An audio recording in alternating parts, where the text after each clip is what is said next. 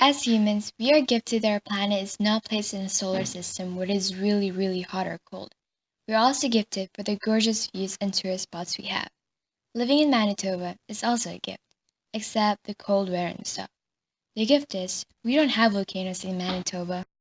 Volcanoes, probably the scariest thing Mother Nature has done, but at the same time, maybe the most beautiful view nature has created. Volcanoes are little mountains or hills that produces steaming molten rocks called lava. Did you know that 8% of Earth's surface is produced by volcano lava?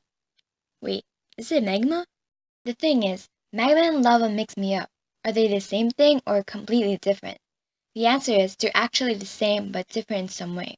You see, when someone talks about magma, they are referring to the melted rocks underneath Earth's surface, while when someone talks about lava, it means they were talking about the melted rock that has erupted in a volcano.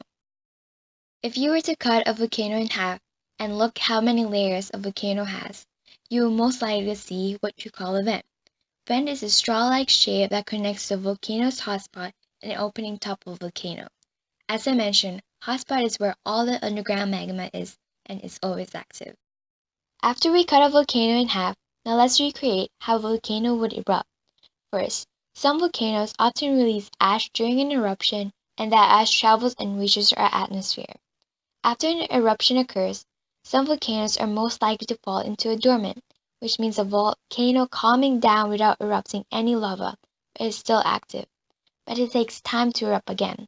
Another turnout is a volcanic crater, which the magma emptied out the volcano and caused the volcano to collapse and makes the crater, which is often a circular or bowl shape.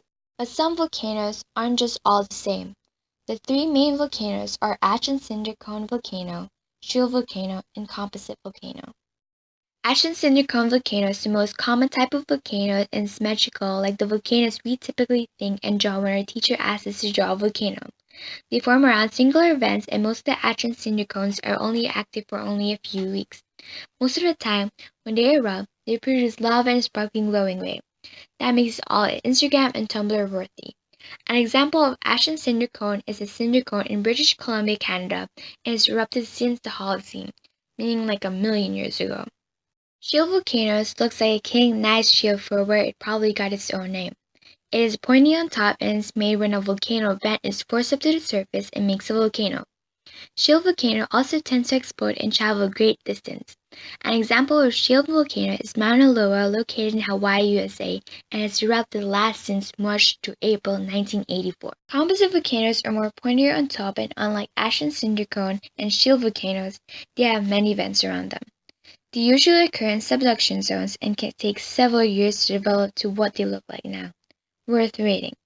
They are in fact most deadly volcanoes, but they're worth looking and exploring at. Although composite volcanoes are known to be the deadliest volcanoes, most lava hardens before it reaches very far.